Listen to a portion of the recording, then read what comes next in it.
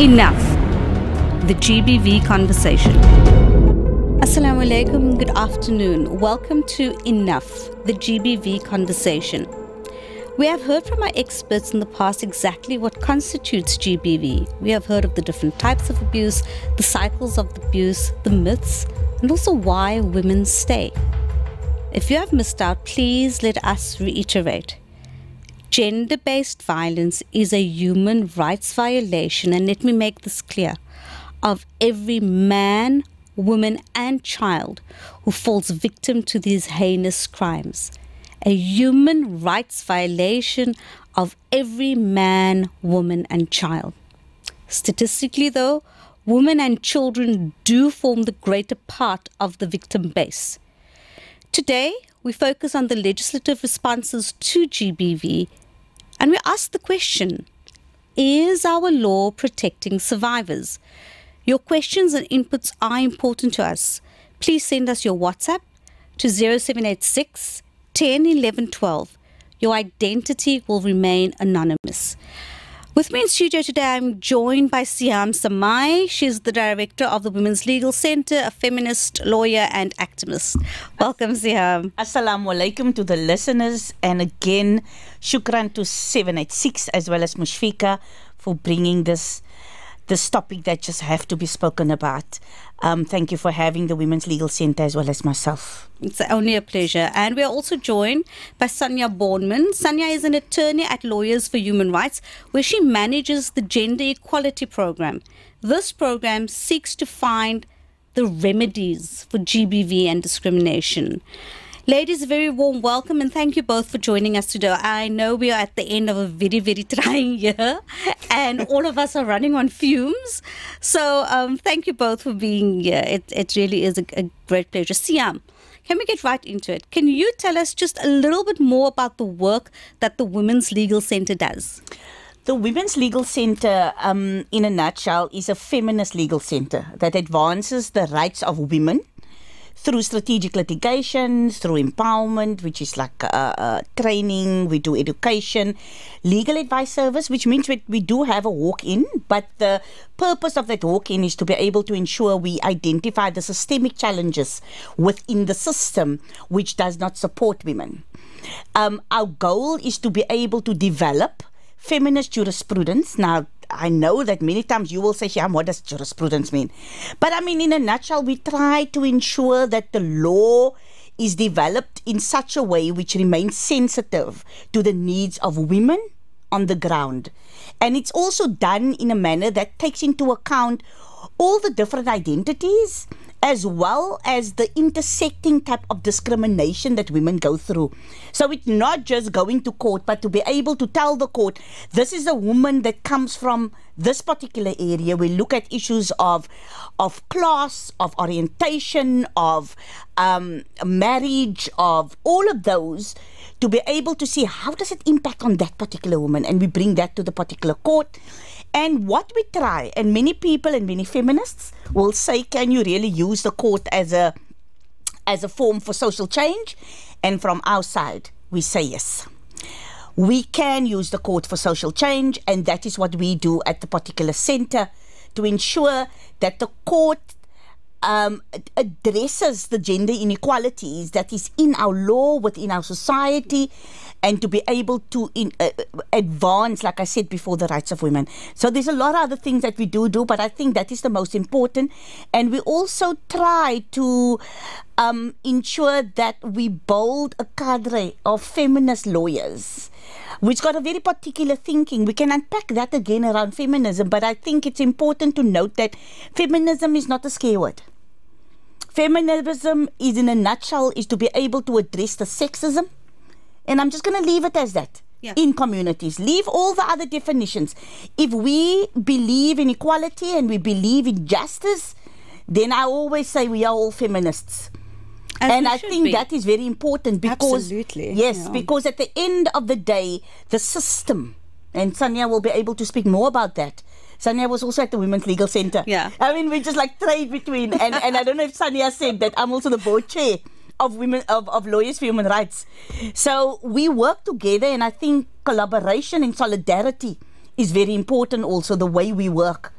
LHR, Women's Legal Centre, and many of the other social justice organizations to be able to ensure that there is justice and equity within our communities in different levels, and we use the court for that purpose.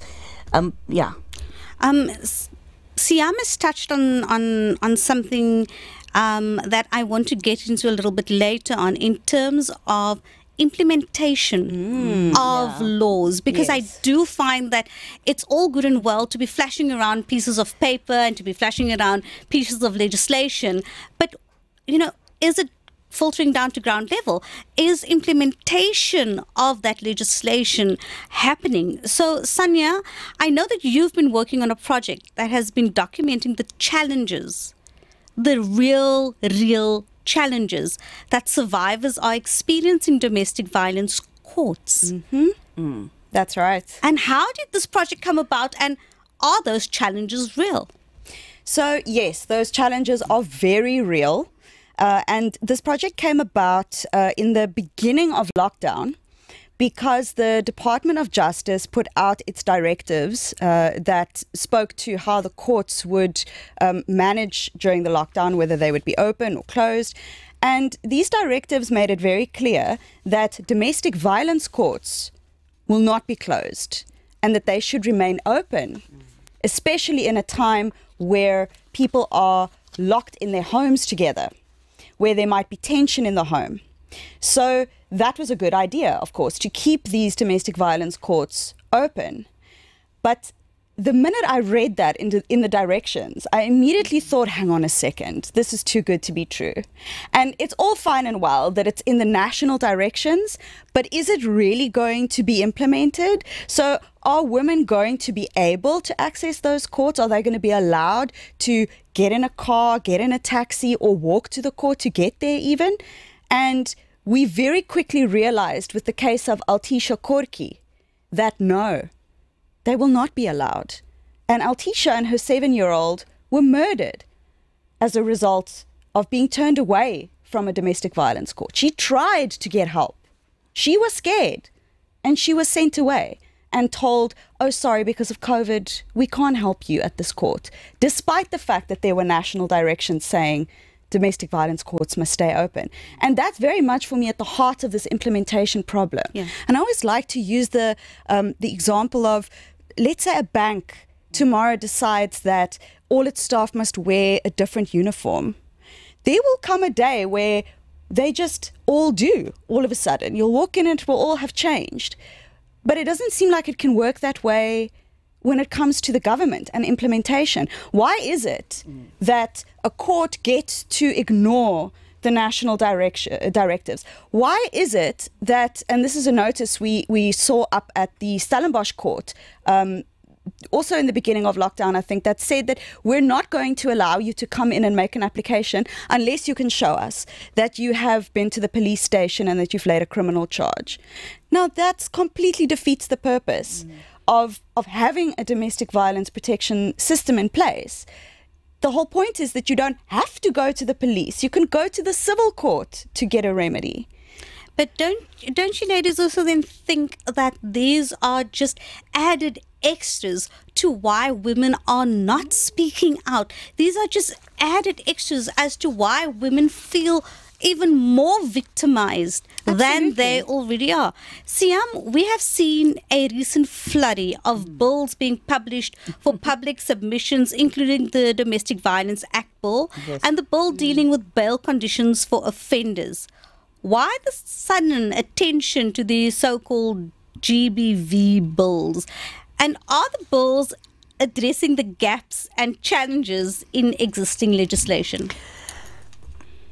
Some of the legislation had to be amended. I mean, we all know that because there were gaps, but I believe it was gaps on high level. It was gaps which does not yet impact on the women on the ground, which we need to deal with issues of access. And it's exactly what Sanja was highlighting. If we look at, in terms of the numbers, 57,000 possibly over the past 8 years, I mean, we've been looking at the stats. So it averages between, say, 50 and 57,000 sexual offences matters. Between 7 and 8% verdict or convicted. 7 to 8%, which means it averages between 5 and 7,000 of 57,000. Now, the issue that we have is that why does this happen? And there's many reasons. Because the first issue also, like Sanja said, in terms of during the COVID, what we all also did, and Lawyers for Human Rights was also very key in addressing this with the Department of Justice, with other social justice organizations. Lawyers never had the right of, or lawyers under level 5 could not represent clients. And what happened was that with the Women's Legal Center, we had a matter where a woman was raped in a state facility, which was in a state facility, and that particular woman had to be taken out, and they had to get her to a hospital and to Zela Center. Yes. And all of those things were done by activists on the ground. And we got this young girl out of the particular, she was raped, and the person was it was a alleged gang. It was a gang rape. I'm not going to even use the issue around alleged because the person is in and did not get bail. But the challenge that we had was that we wrote to the Law Society to say, I need to in person consult with this woman. Yeah, you've got to see see. Is that not my right? Is that not the right of the victim to have an in-person consultation with the attorney? You know what actually happened was the Law Society did not give us our the Legal Practice Council did not give us because we had the permit. We had to show that it was necessary to actually consult with this particular woman. Sadly, Bornman and I had to get in a car and we said, God forbid, let no one catch us. And we had to go to Sarki Bornman, who made facilities available for us to be able to talk and consult. And then we had to locate so you basically have to break the law to uphold the law. Yeah. We're going to go. So what we did was that we then through another institution also got, for example, the permit, because if somebody pulls us off, what do you say? What do you show? Yeah. So the issue was that how do you consult with a victim of violence through a virtual or a WhatsApp? You need to be there. And it was exceptionally difficult, but we got it. And in that process also, during that entire process, we then got COVID. So I think that there were many challenges for us also as women lawyers that were on the front line to be able to ensure that women get access at the end of the day. And the state never took that into account. No. Seehaam, Sanja, we are going to go for a break. When we get back, we are going to chat about the challenges survivors are experiencing when trying to obtain a protection order, because it's all good and well to say, you know what, we can't do anything until you have a protection order. But is it as easy as just saying, get that protection order? We'll be back in a bit and we'll pick it up from there. Enough. The GBV conversation. Welcome back to Enough, the GBV conversation. Listeners, once again, we invite you to be a part of this conversation. Please WhatsApp us on 0786 10 11 12. Your identity will remain completely anonymous. Sanja, before the break, I did say that we're going to look at the challenges survivors are experiencing when trying to obtain protection orders. However, a WhatsApp has come in, and I think, Seehaam, this one would also be for you.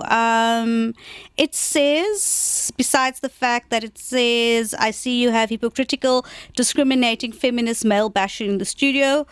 I don't know which one of the two ladies the person is referring to. It could be either one of you or the both of you. And it goes on to say, Jessie Hess' case is not GBV.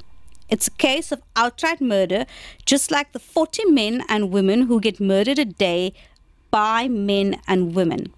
It then also goes on to say that, Mushfika, you must also address the women who involve themselves with evil gangsters who they know are murderers, rapists, and the worst kind. And these are the same gangsters who beat them up, whole day and sometimes end up killing them. These women must also take responsibility for the situation they put themselves into and steer clear of the gangs, the scum of the earth. Please tell that person if she does any male bashing on the air, then I will report her to the Law Society. She has already admitted that the Women's Legal Resources Centre discriminates. This is not the behavior of a so-called professional individual with a law degree. This is listener 321 and I'm reading out the message that came through via WhatsApp. So Seehaam, there was quite a few sections of that message and how would you like to respond? Well, the first thing is this, that I have to say that we definitely, Sanja and I, are not violent people, and we don't do any form of bashing, I hope.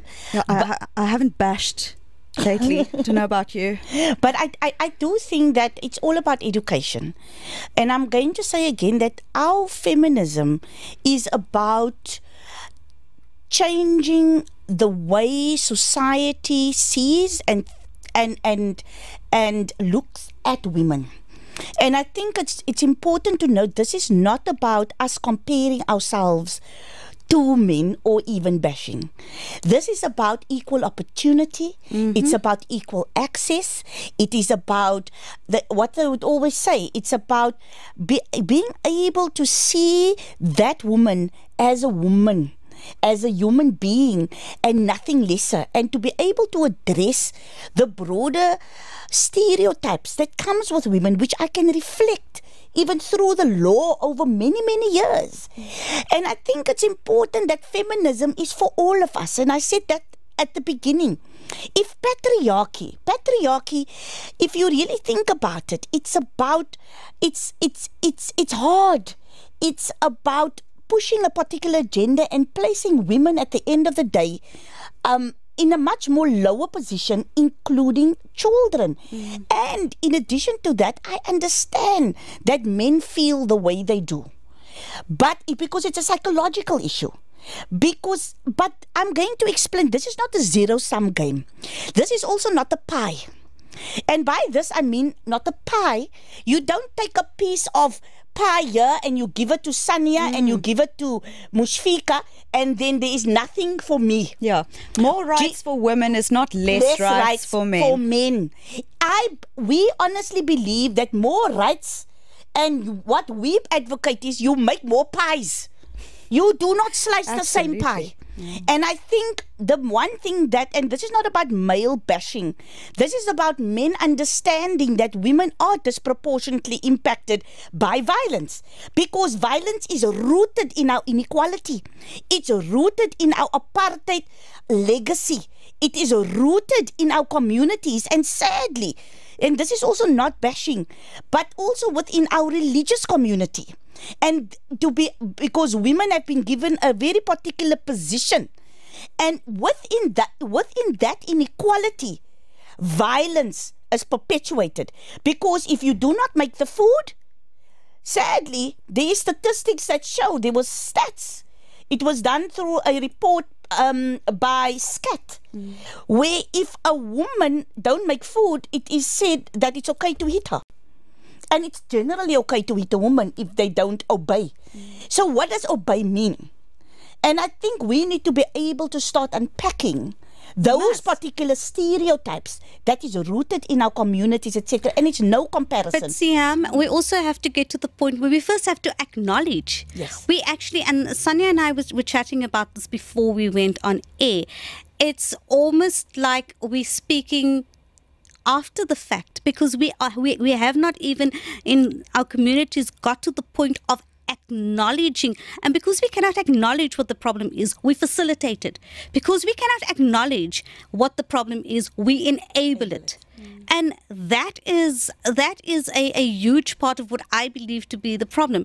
Sanja, before we went for the break, we said we were going to look at what are the challenges survivors are experiencing when trying to obtain protection orders. Now, I am very much of the opinion that if you find yourself in an abusive relationship, in a situation, use the law. That is what the system is there for. And yes, many may argue that it is a broken system. but use it. So I'm a firm advocate of go to the police station, go to the domestic violence court and get a protection order. But it's not that simple. Sadly, I've seen that. Yes, you're right. It's not that simple.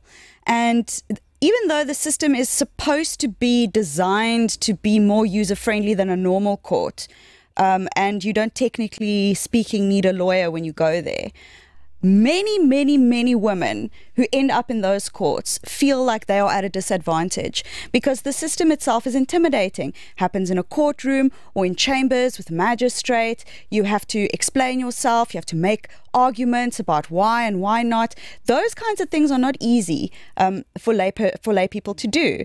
And so that, I think, is the first problem with the system. Think also, those types of things are not easy for lay people to do.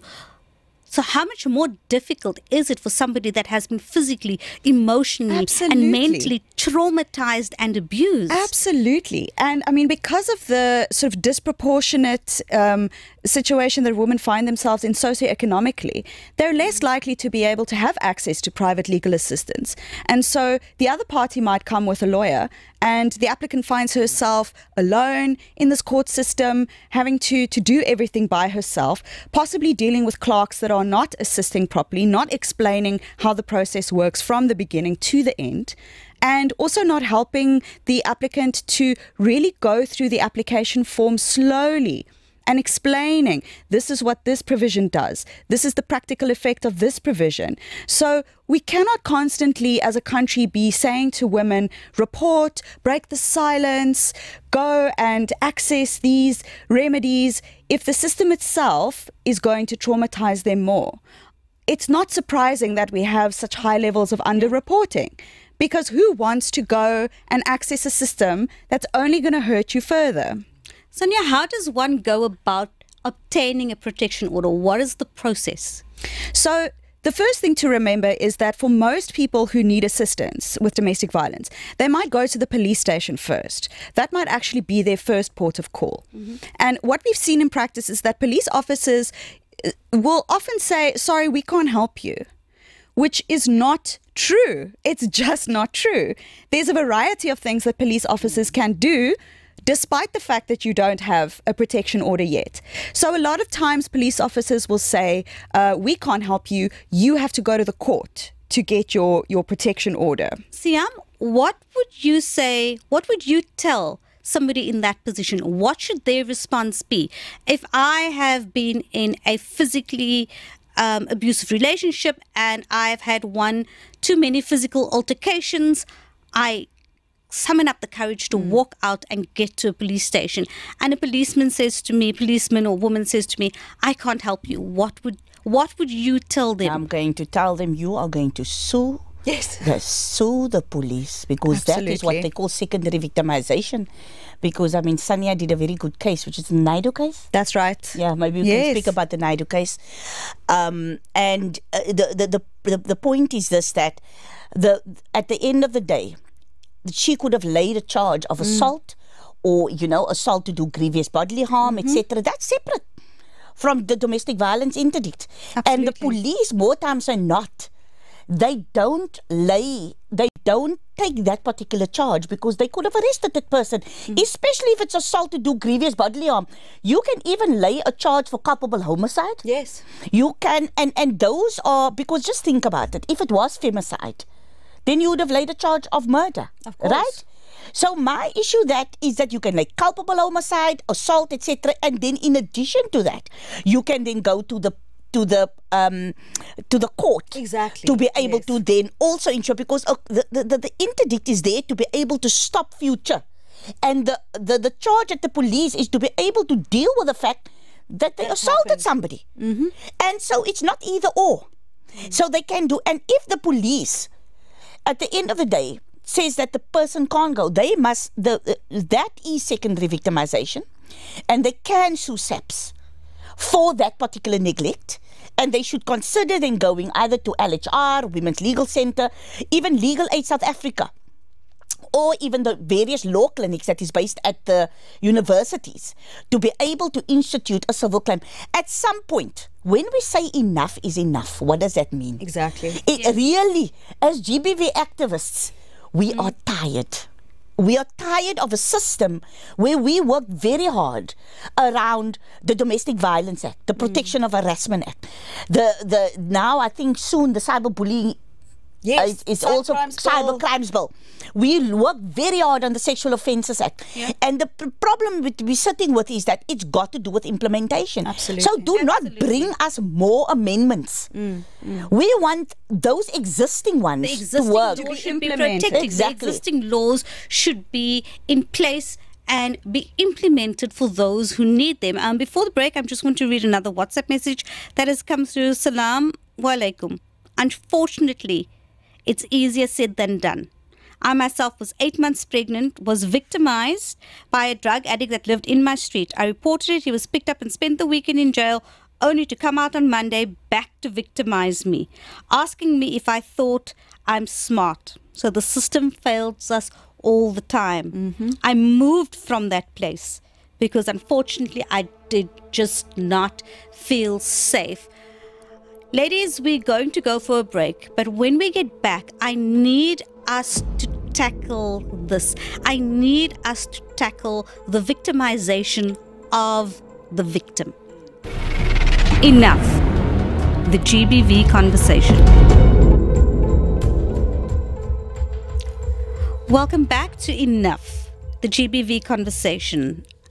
Before the break, we were chatting about a protection order and what the rights of a victim are and what the processes are that a victim of violence should follow. Sanja, let's talk a little bit about criminal charges. What is the difference between laying criminal charges and obtaining a protection order? So basically, in the criminal system, it's state versus perpetrator, right? That's the setup. Yes. In a civil system, it's individual, Sanja versus perpetrator. And so when you're laying criminal charges, you're essentially asking the state to do its job of protecting society. And that is the purpose of laying a criminal charge. Whereas a protection order, for example, is a system that happens in the civil court. So it is Sanja asking the court to give me a protection order against the respondent or whoever is harming me. So that is the basic difference between the two systems. But it's not an either or. You don't have to choose between the two, and one is not a condition for the other. You do not have to lay criminal charges in order to apply for a protection order, and vice versa. So essentially, there's a range of legal remedies available, and you can choose. And you can choose more than one. So you can lay criminal charges and ask for a protection order. And I think this is often the thing that the police gets wrong by saying, we can't help you, you have to go and get a protection order. And as Seehaam pointed out, that's just not true. And you also don't have to lay criminal charges to go to a domestic violence court. And that's why the Stellenbosch Magistrates Court was wrong when it put a notice up to say, if you want a protection order, come back and show us you've done criminal charges. It doesn't work like that. But then I have to ask, in layman's terms, if the police don't know what they're doing, how are we supposed to know what is right and what is wrong for the police to be doing? And Seehaam, I have to ask, are our laws survivor-centric? Yeah. Are our laws based around the concept of survival for the victim? I'm going to answer that in two ways. What is on paper? Because we worked very hard, okay, in terms of the Sexual Offences Act, Domestic Violence Act, etc. Because even sexual offences, LHR as well as Women's Legal Centre, there is no more prescription, for example, Yes. in people coming forward in terms of sexual offences, which is a big thing. Yes, It's huge. it is. Can you just, before What we is go that? any further, what does that mean? It means that that in terms of any criminal matter, you have 30 years. Okay, and then only in terms of rape and compelled rape, there was no prescription, right? But in terms of anything else, for example, maybe a touch, like maybe a sexual assault. That's right. That doesn't constitute possibly rape. You only had 20 years. yeah. 20 years, not 30 years, 20 years. And what we did was, there was a case that both our organizations came in as amicus to be able to say that is discriminatory. Because in terms of, you can't categorize sexual offenses, because it is not it's not the zero, not assault is on this side and rape is on the other side. It is about the experience of that particular experience of the victim. It's about the trauma that somebody experiences and gone for through so many years. And an assault can be just as damaging as a rape. And sometimes more, depending on the nature of the case. Children. Absolutely. And so we need to be able to, so those are things that have changed in the system. We have sexual offences courts, which we fought for very hard. We've got there's intermediaries, for example, that women, you don't have to see your perpetrator. You can go behind the CCTV. There are many things. What we're then saying is that the laws are survivor-centric, but the reality isn't because of the lack of implementation. Yes. So let me speak about implementation. And this has got to do with, for example, what this woman indicated. She went to court. He was taken, obviously. He came out on bail, most probably, etc. Came back into the community. But the issue is that when you get to the court system, it is already at the point of the deed has been done. Yes. So gender-based violence, there's different pillars. We need to be able to look at prevention is key.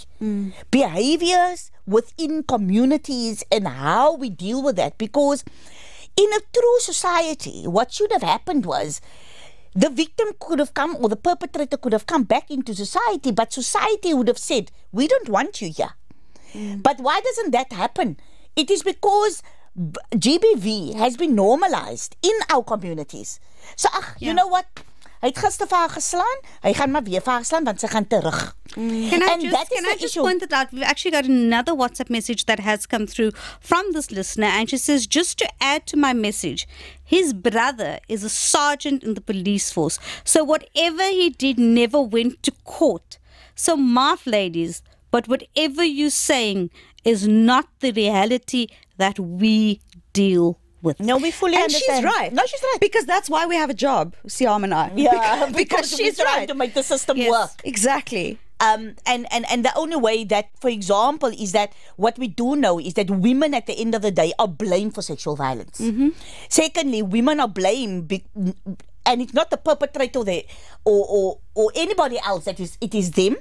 The blame is completely misplaced, I would say, because at the end of the day, if we say things like we believe enough is enough, what does that truly mean in terms of our entire behavior? But I must also say that 20, 30 years ago, the issue of victim blaming was there.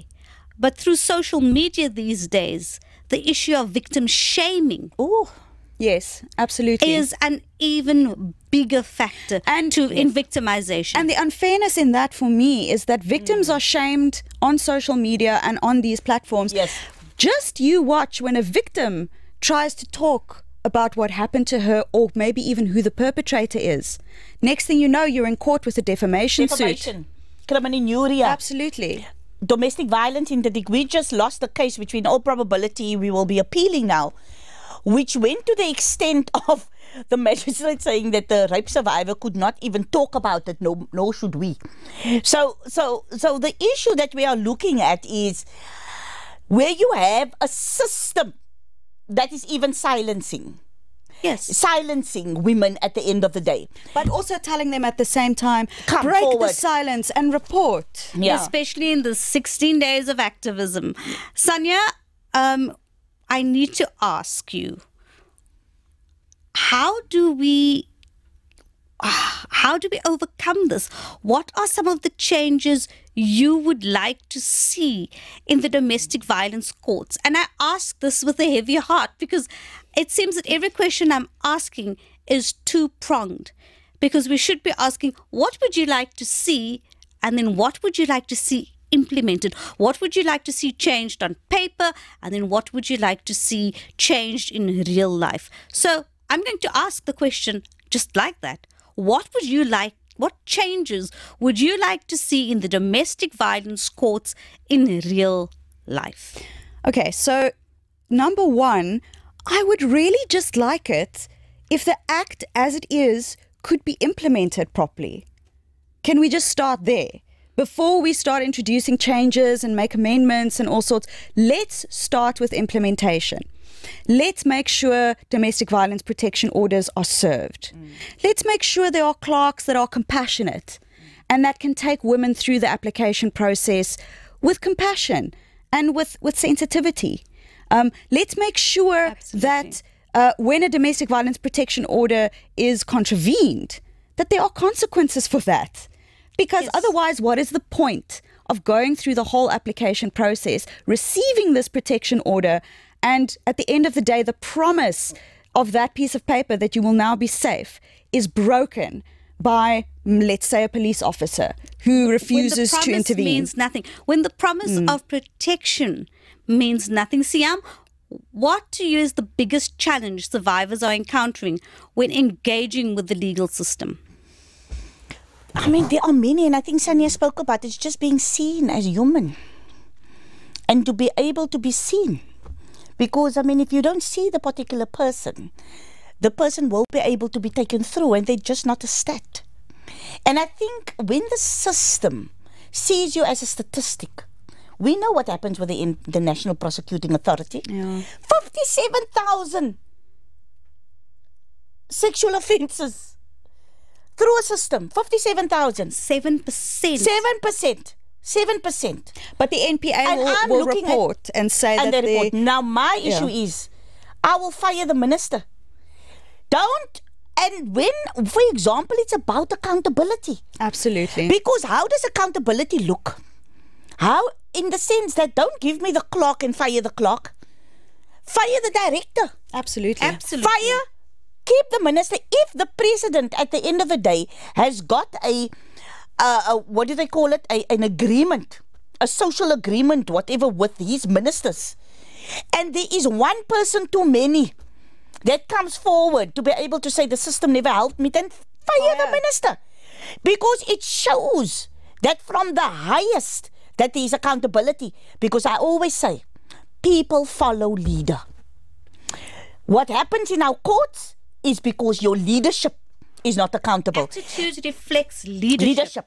And I think both the attitude of policemen and women and clerks of the court who are not willing to assist, who are not willing to see the victim as a human, who are not willing to ask the question, what if this was my mother?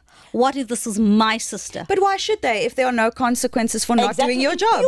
Impunity is within the system. And once there is no accountability, impunity flourishes. It is, they know that they will be able to let this woman go past, get killed, and not feel anything. And there will be another woman, and another woman, and another woman, and there will be no accountability. So, Sanja, how can we strengthen our legal responses to GBV? The legal response to GBV. When somebody asks the question and you don't speak to it as a layman and you speak to it as an attorney, how can we strengthen the legal responses to GBV? You know, on the topic of legal responses, we have to remember that gender-based violence is not only a legal problem. Yes, there's a legal component to it, but it is a social problem as well as a legal problem. And really, when it comes to the legal responses that we've seen this year, I do not want to see feel-good laws and amendments being suggested. I don't want to see things that we know are not going to make an impact on the ground and are just going to live on paper. Sanja and Seehaam, we've come to the end of our program. It seems that there was just not enough minutes for us to be chatting about all that we needed to today. So I want to thank you, Seehaam and Sanja, for your valuable comments. Listeners, we hope that this talk was insightful to you. Please do share this information with your loved ones, families and friends, and a copy of each episode is downloadable on Radio 786 YouTube channel as well as the Radio 786 website. I need to say it again because perhaps people are missing it and perhaps you are missing this. We are not male bashing. Gender-based violence is a human rights violation of every man, woman, and child. Every man, woman, and child. Being abused is a violation of your human rights. And if you see a woman as human, it is a violation of her rights. Speak out. Help is available. Enough is enough. The GBV conversation is proudly brought to you by the Islamic Medical Association, the 𝗚𝘂𝗲𝘀𝘁𝘀 Center, and supported by Radio 786.